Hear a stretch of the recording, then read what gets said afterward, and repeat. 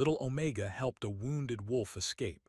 At dawn, he shifted into Alpha King and whispered her name. The forest of Silvervale was quiet under the silver glow of the moon. Mist curled among the trees, hiding shadows that seemed to move with life. The air smelled of wet earth and pine, and somewhere far away, a stream whispered its secrets. Leora walked carefully along the narrow trail, her lantern swaying gently in her hand. Her heart beat fast, but not from fear. She was used to the dangers of the forest.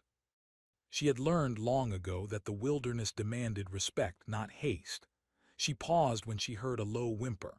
At first, she thought it was a fox or perhaps a lost deer, but the sound was deeper, stronger, like someone or something in pain. Her steps slowed and she followed the noise, keeping her lantern low so as not to startle it. Then she saw him. A wolf, larger than any she had ever seen, lay in a clearing. His fur was dark as midnight, matted with blood and dirt. One of his front legs was caught in a cruel iron trap, the kind hunters used in the outer woods. He growled softly, a warning and a plea all at once.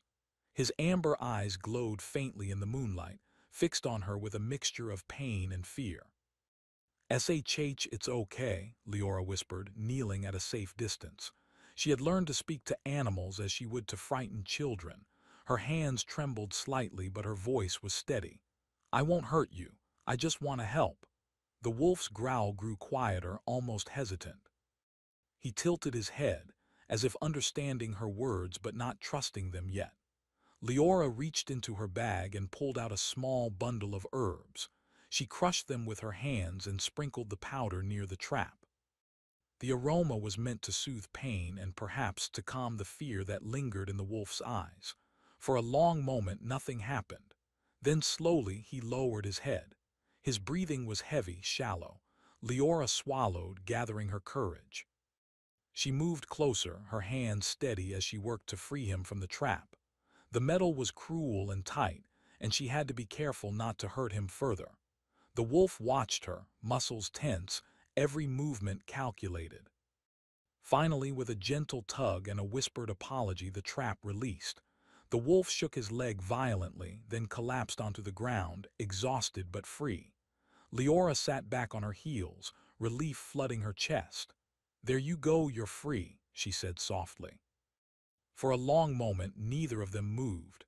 Then the wolf did something unexpected. He crawled closer to her, limping slightly but determined. His amber eyes, now softer, met hers. There was intelligence there and something else. Something she couldn't name but felt deep in her chest. "I know," she whispered, touching the tips of his fur, careful not to startle him. "I know it hurts, but you're safe now." The wolf leaned against her hand, small but firm. Leora felt a shiver run through her, though she could not explain why. It was as if the forest itself held its breath, waiting for something to happen. Suddenly, a rustle came from the trees. Leora froze. "Stay," she said sharply, but the wolf's ears twitched. His amber gaze shifted to the shadows. Leora squinted. A figure stepped forward, a man, tall and cloaked in dark fabric that blended with the night. His face was hidden in the hood, but she could feel his eyes on her, sharp and calculating. "You shouldn't be here," he said, his voice low, almost a growl. It carried an authority that made her blood run cold. "I'm just helping him," she said, gesturing to the wolf. "He was trapped. He needed SHH." The man raised a hand and the air seemed to tense around him. The wolf growled, low and warning, standing between Leora and the stranger. "Do not move, not one step." Leora's heart raced, but she did not step back. There was something in the way he spoke, something not cruel, not violent, but commanding. Her instincts told her to run, yet another part of her urged caution. The man stepped closer, and as he did, the moonlight caught his face. Leora gasped softly. His features were sharp, regal, almost unreal in their perfection, and his eyes amber like the wolf's. "You freed him," the man said, voice softer now, almost a whisper. "You shouldn't have." "I didn't know. I thought he needed help," Leora said. Her voice shook slightly, but she tried to keep it calm. He studied her for a long moment. Then he knelt beside the wolf, his presence calm but commanding. He laid a hand on the animal's head, and the wolf immediately settled, closing his eyes as if recognizing something only he could. "He trusts you," the man said finally. "That is rare," Leora swallowed. Who are you?" The man's eyes softened, though a shadow of pain lingered in them. "I am someone who owes him his life, and perhaps you yours too." Before she could ask what he meant, the wind shifted. The trees seemed to whisper in fear and awe. The wolf's body shimmered slightly in the moonlight, and then, in a blinding flash, the man's form changed. Leora stumbled back, gasping. The wolf she had just freed rose on two legs. His body stretched, muscles coiling and reshaping. His dark fur gave way to the form of a man, taller than any human she had seen, and clothed in the regalia of a king, rich fabrics, silver embroidery, and a presence that made the forest itself seem smaller. "You," Leora whispered. "You were him." The man no, the Wolf King smiled faintly, his amber eyes locking on hers. "I am Kale," he said. His voice was deep, melodic, and commanded attention in a way that made her heart skip. "And you helped me. I didn't know." "You didn't need to," Kale interrupted gently, though his gaze was intense. "You acted with kindness, and that is more than most would." Leora's cheeks warmed. She had spent her life healing and helping others, but something about this moment felt different. It felt sacred. As if the forest itself had chosen her for this encounter. Kale stepped closer, and the wind seemed to still around them. "You have a brave heart," he said, "and a soft one. Both are dangerous in my world." "Dangerous?" Leora asked softly, almost afraid of the answer. "Yes," Kale replied, "because the world I come from, it is not forgiving, and now you are a part of it." Leora felt a tremor of fear mixed with awe. "I don't understand." Kale reached out, lifting a single strand of her hair from her face. "You will," he said, voice low and intimate. "Soon you will see the life that waits beyond this forest, the life I must protect, and you may hold the key to changing it." The forest seemed to hold its breath. Leora's pulse raced. Every instinct in her told her to flee, yet every fiber of her being wanted to stay.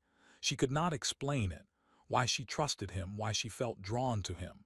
Kale knelt beside her, his gaze never leaving hers. "The world is dangerous, Leora," he said softly. "And I am dangerous too, but sometimes to survive we must trust in the unexpected." Suddenly, a sharp cry echoed from the forest edge. Leora spun around, lantern raised, but it was gone as quickly as it came. Only the mist remained, curling like fingers around the trees. Kale rose, his form shifting subtly back toward Wolf, though he remained mostly human. "You must be careful," he warned. "The world is watching. There are those who would see you or me fall." I can help you," Leora said, her voice trembling but firm. "I healed you once. I can do it again if needed." Kale studied her, a mixture of admiration and something darker passing over his face. "Perhaps," he said slowly, "perhaps you can, but the path ahead is not simple, not clean. It is shadowed." He stepped back, his figure towering and magnificent in the moonlight. Leora could feel the pull of his presence, like gravity tugging at her heart. "I must go," Kale said suddenly, "for now." "Go," she whispered, panic rising. "Where? I want to." Before she could finish, Kale shifted fully into his wolf form, sleek and powerful, his amber eyes meeting hers one last time. He gave a low, almost mournful growl, then disappeared into the mist and trees, leaving Leora alone. Leora sank to her knees, breathing heavily. The forest felt alive, filled with both wonder and fear. She touched the spot where he had stood. A strand of silver fur remained in her hand, a reminder that this was no ordinary encounter. "Kale," she whispered. Her heart ached with longing she did not understand, a pull she could not resist. "I will find you somehow." Above her, the moon shone brighter, casting light through the mist. Somewhere in the shadows, the Wolf King watched, his amber eyes gleaming with recognition. And as dawn approached, a promise lingered in the air.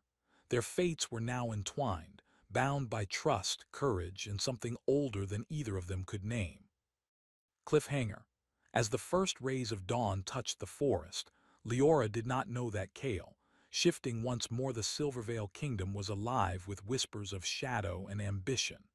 Its streets were lined with tall stone buildings that gleamed pale under the morning sun. From a distance, the city looked peaceful, almost serene. But behind the walls and within the royal court, secrets moved like venom, hidden and deadly. Leora had arrived at the city with the Wolf King's silver fur clutched in her hands. Her journey from the forest had been long and full of strange signs: birds that circled overhead as if watching her path, winds that shifted direction without reason, and distant howls that reminded her of Kale. She could not explain why, but she felt him close. Even in the crowded streets of Silvervale, she sensed his presence like a shadow she could not escape. The palace gates were tall and imposing, carved from dark stone with intricate symbols of the old pack. Leora's heart raced as a guard approached. "Who goes there?" he demanded. I am a healer," Leora said, raising the silver fur.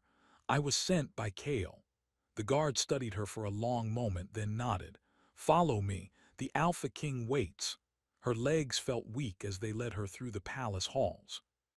Tapestries depicted great battles of wolf and man, kings and queens whose faces were stern and unforgiving. Every footstep echoed in the cavernous hallways. She could feel the weight of the past pressing down on her. Finally, she entered a grand chamber. Kale stood there not as a wolf, not fully human, but in his Alpha King form, tall, imposing, yet undeniably regal. His amber eyes softened slightly when he saw her, though his posture remained commanding. "You came," he said, voice steady but low. "I had to," Leora said. I couldn't leave you alone in the forest." Kale's gaze swept over her, unreadable. "Many would not have cared, many would have walked away, but you are different. That is both a gift and a danger." Leora frowned. "Danger to you?" "To both of us," Kale replied, turning toward the window. The city below looked calm, but he did not see it. His thoughts were elsewhere, shadowed by the weight of the crown he had not yet claimed. "I am bound by duty, by blood, by a curse that has haunted my family for generations, and now you are part of it." Leora took a cautious step forward. "I don't understand. Why me? I only helped you once." Kale turned to her, his amber eyes piercing yet strangely tender. "Because you acted without fear. You acted with trust. That is rare, Leora. In my world, trust is a weapon as dangerous as any sword." The room seemed to shrink around them. Leora could feel the pull of Kale's presence, strong and magnetic, but also frightening. She wanted to ask more questions, to understand the curse he spoke of, but something in his gaze made her stop. "You will need to learn," he continued, walking toward a large map laid out on a table. "The Silvervale Kingdom is not safe for you or for me. My uncle, he is a traitor. He poisoned the pack, turned brother against brother, and forced me into exile. If he knows you are here—" His voice trailed off. "I'll be careful," Leora said softly. "I can help. Tell me what to do." Kale studied her silently, weighing her words. Then he nodded. "Very well. You will stay here under my protection, but you must obey my rules. Trust is not enough. The world you see here is full of eyes and whispers. One wrong step, one careless word, and—" His voice grew cold, leaving the threat unspoken. Leora swallowed and nodded. "I understand." Days passed, and Leora began to see the complexities of Kale's life. The palace was a labyrinth of power, with advisors and soldiers, nobles and spies, all moving like shadows in a grand dance of control. Kale's uncle, a man known as Lord Therne, had twisted the court into a web of fear. Every ally seemed to watch another, every smile hiding intent. Kale moved through it with grace and command, but Leora noticed the weight he carried. His shoulders were tense, his amber eyes sometimes distant. At night, she would find him alone on the balcony, looking out over the forest, a wolf's solitude in a human body. One evening, she gathered her courage and approached him. "Kale," she said softly. "Do you ever feel trapped?" He did not answer immediately. Instead, he looked at her, really looked at her, and for a moment the king and wolf vanished, leaving only a man burdened by the past. "Every day," he admitted finally. "I am trapped by my duty, by the pack, by the expectations of everyone who ever lived before me. And yet, I am trapped most by myself." Leora stepped closer, reaching out tentatively. "You don't have to face it alone," she said. Kale's gaze softened, though pride and caution kept his posture rigid. "I have faced the wilderness, monsters, hunters, but the heart is a far greater trial than any blade or spell. It cannot be conquered by strength alone." Their eyes met, and for a moment the distance between them vanished. Leora could feel the tension, the unspoken longing. It was not just fear or respect, it was something deeper, something neither of them fully understood. The next day brought a new challenge. Kale's uncle had sent envoys under the guise of peace, but Leora saw through their intentions immediately. They watched her with subtle malice, questioning her presence, testing her loyalty. One evening, Kale called her to the throne room. "You must understand," he said, his voice low, "that in this court nothing is as it seems. Trust is earned, not given, and sometimes even the purest heart can be used as a weapon." Leora felt a chill. "And if I fail?" Kale's amber eyes darkened. "Then you risk not only yourself but me and the pack." For the next days, Leora observed the court, learning its rhythms, its hidden rules, its veiled threats. She noticed small betrayals, a servant whispering to an advisor, a soldier glancing too long at a noble's coin pouch. She realized that survival required careful observation and quiet courage, skills she had never fully needed in the forest. Kale watched her progress with interest.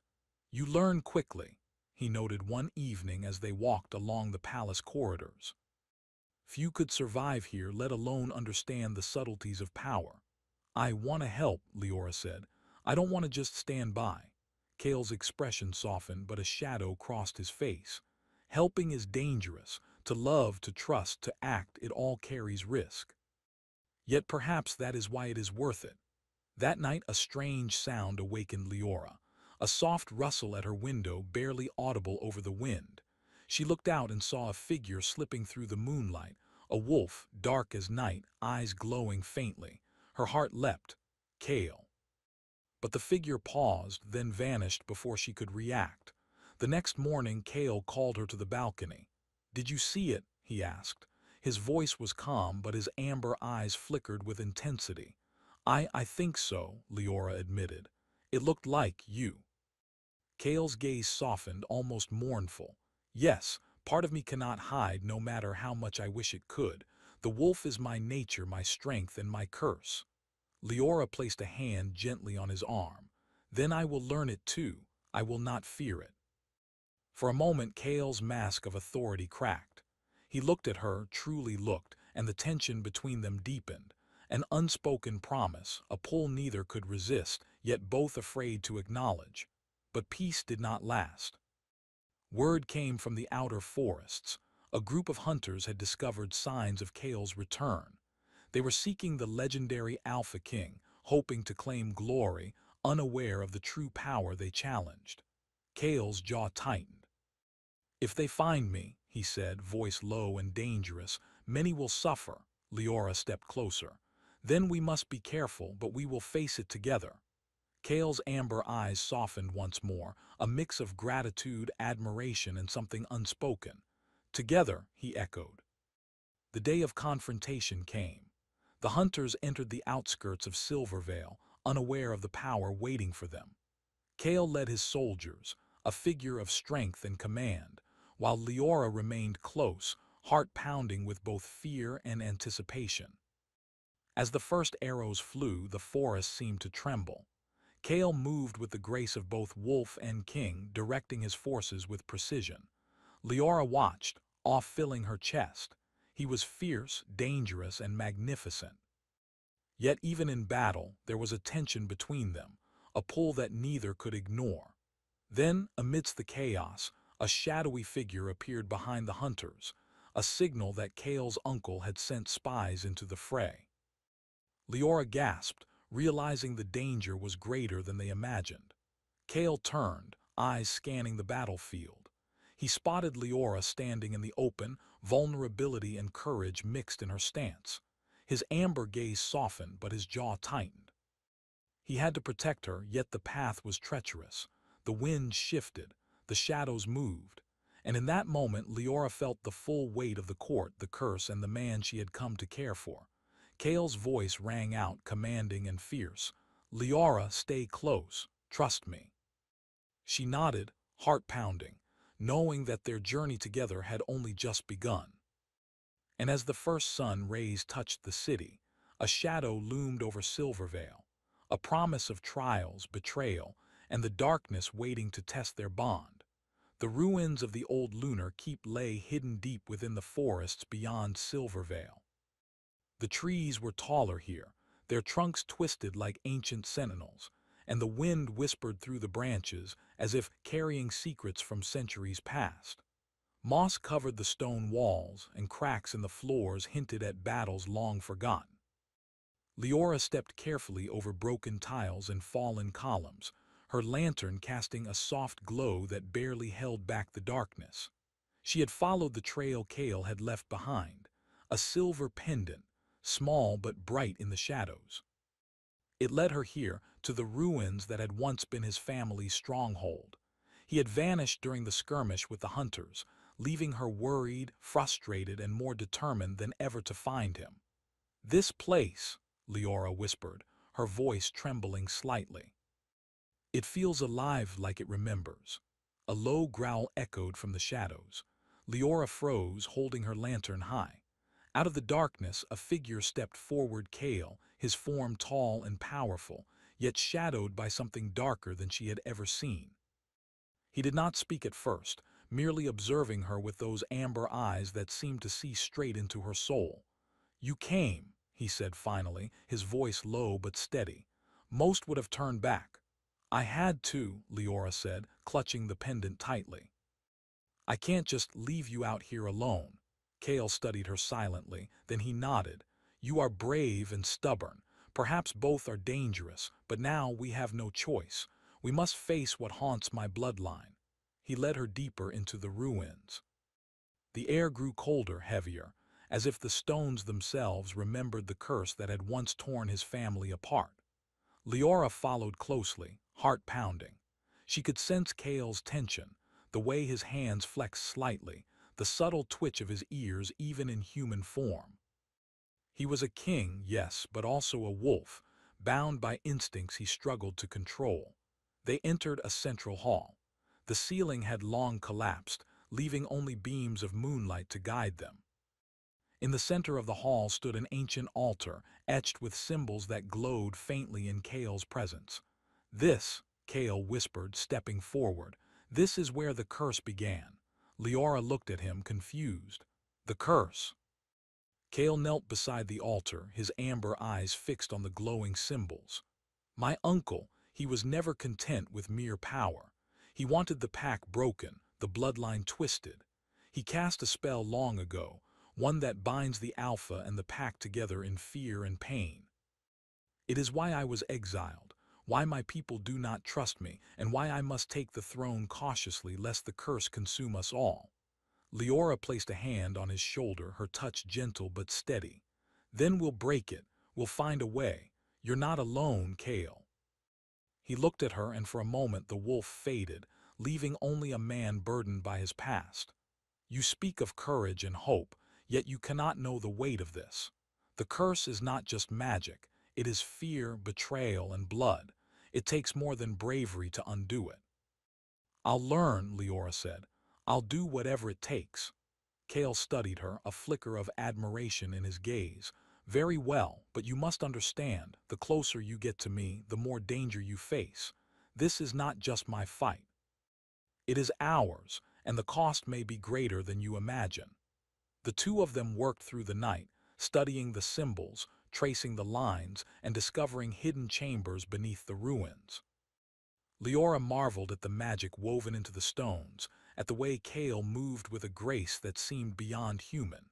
Yet there was a shadow over him, anger, guilt, and something deeper, a longing he could not name. At one point, Leora paused, noticing a strange mark on Kale's wrist. "What is that?" she asked softly. Kale froze, his hand instinctively covering the mark. "A reminder," he said after a moment, his voice tight, "of mistakes I cannot undo." "Mistakes?" Leora asked gently. "We all make them. What matters is what we do now." He looked at her then, truly looked, and the tension between them grew. She saw the conflict in his eyes, the struggle of a man bound by duty, by a curse, by pride, and yet drawn to her. "Perhaps you are right," he admitted finally. "But words alone cannot undo what has been done." They continued, moving into a chamber filled with shadows and faint whispers. Leora's heart beat faster. The air was thick, as if alive with old magic. The walls were covered in carvings, wolves and humans, kings and warriors, intertwined in battle and unity. "This is," she began, "the history of your pack." "Yes," Kale said, his voice low, "and it is also a warning. Every alpha who has tried to break the curse has failed. Every attempt has left scars, not just on the pack but on themselves." Leora stepped closer. "Then we will succeed where others failed. We have to." Kale's amber eyes softened, yet the shadow in them remained. "You speak as if it is simple, but the curse is not easily broken. It requires trust, sacrifice, and a willingness to face one's darkest fears." He stepped closer, and Leora felt the pull between them, the tension thick and almost tangible. "I trust you," she whispered. Kale's eyes held hers, amber flames flickering with emotion. "And I must learn to trust you as well. That is harder than facing any magic or foe." They worked through the night, piecing together the rituals and steps required to break the curse. Kale's presence was both terrifying and comforting, a constant reminder of the wolf that lived within him, the king he had yet to fully become. Leora found herself drawn to him, despite the danger, despite the warnings. At dawn, they reached the heart of the ruins, a circular chamber with a pool of still water in the center. Symbols glowed faintly around the edges, and the air hummed with energy. "This is it," Kale whispered. "The final step. We must face the curse directly and confront the shadows it has left in our hearts." Leora nodded, though fear trembled in her chest. "I'm ready," she said. Kale extended his hand, and she took it. The moment their fingers touched, a wave of energy pulsed through the chamber. Shadows rose from the walls, twisting and writhing like living things. Leora felt a cold fear, memories of loss, pain, and betrayal washing over her. Kale stepped in front of her, a protective barrier, yet his own shadow trembled. "Do not falter," he said. "Trust in yourself, in us. Only then can the curse be broken." Together they faced the darkness. Leora's heart raced, but she held Kale's hand tightly. Shadows whispered, tempting them with doubt, fear, and pain, but their bond, fragile yet strong, held them together. Kale's amber eyes shone, his wolf instincts and kingly command merging into one force of will. Then, a sudden surge of magic erupted from the pool. Light and shadow twisted violently, engulfing Leora in a blinding brilliance. She screamed not from pain but from the overwhelming power surrounding her. Kale's voice called out through the chaos. "Leora, hold on, trust me." Her mind raced. She felt herself being pulled, torn between worlds, the ruins, the shadows, and somewhere else, something unknown. And then with a final, blinding flash, she vanished. Kale roared, a sound that echoed through the ruins and the forests beyond. His fists clenched, amber eyes blazing as he tried to reach her. But she was gone, swallowed by the magic of the curse. The ruins fell silent. The pool stilled. Only the faint glow of symbols remained, pulsing like a heartbeat.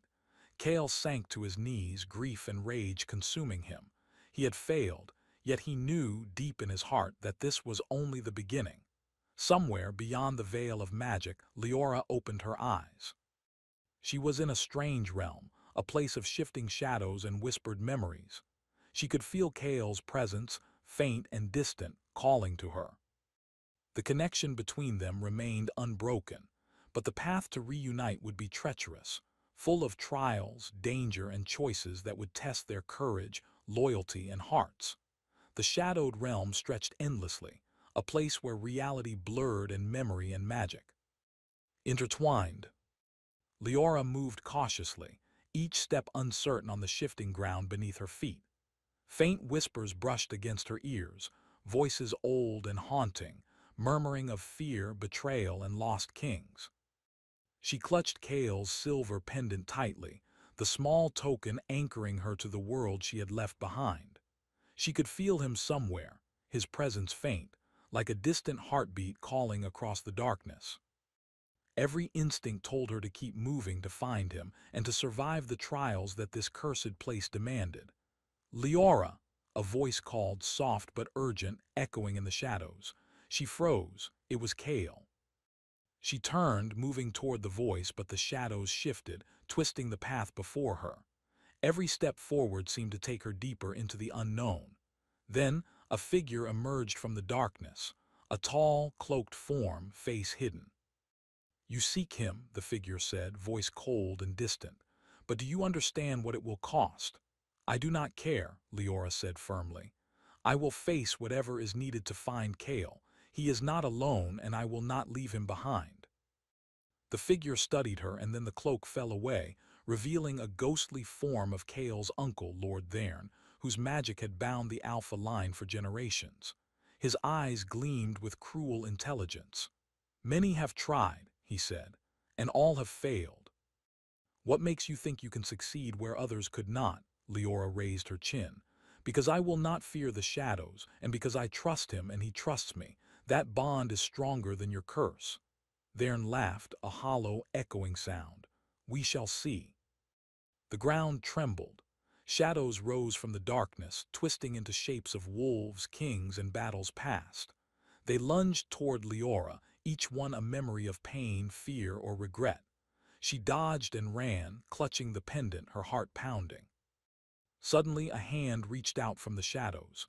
Kale appeared, his eyes blazing amber, his presence strong and commanding. "Leora," he called.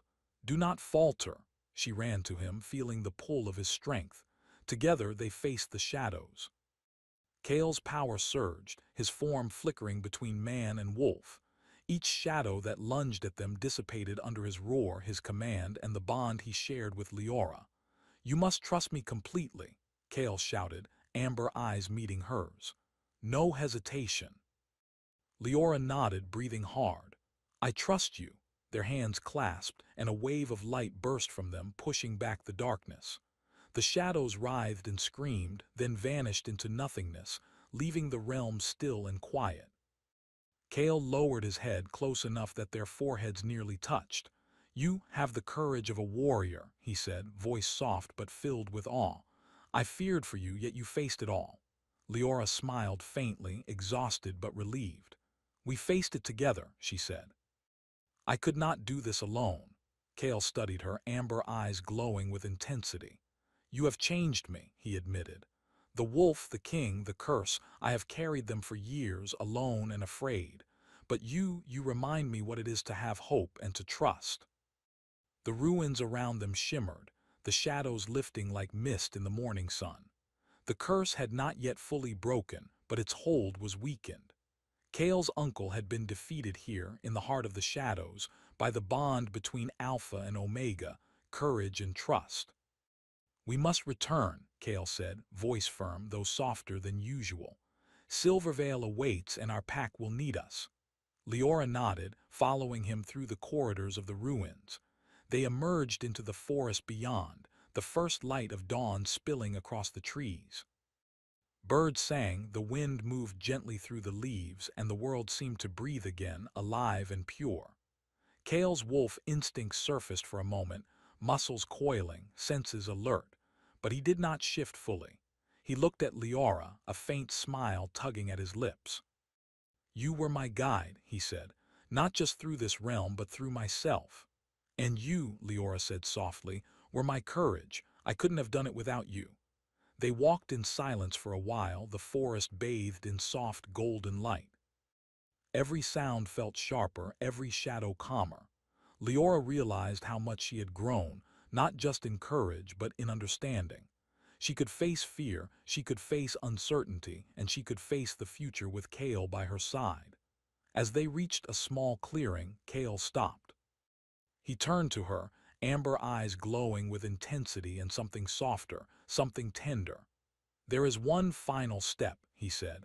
"The curse is weakened, but the bond between us must be sealed. We must trust completely and acknowledge what we feel before it can truly end." Leora's heart raced. She began, but he held up a hand. "Look at me," he said. She met his gaze, and for the first time she did not see the wolf, the king, or the curse. She saw Kale, the man he truly was, fierce, wounded, and longing for connection.